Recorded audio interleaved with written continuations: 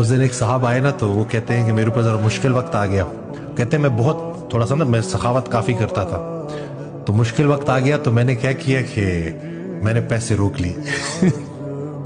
जब मैंने पैसे रोक लिए ना कि मैं इसको अब निकालूँ ना, कहते उससे तो मेरी सेहत भी ख़राब होनी शुरू हो गई। तो मैंने नोट किया कि चलो मैं वो जो सदका करता था उससे मुझे खुशी तो मिलती थी। कहते मैंने तो अपने आप से वो खुशी भी छीन ली, और फिर अल्लाह की रज़ा के लिए मैंने जब खर्च करना शुरू किया तो फिर अल्लाह पाक ने ना उसका रिवॉर्ड मुझे दिया।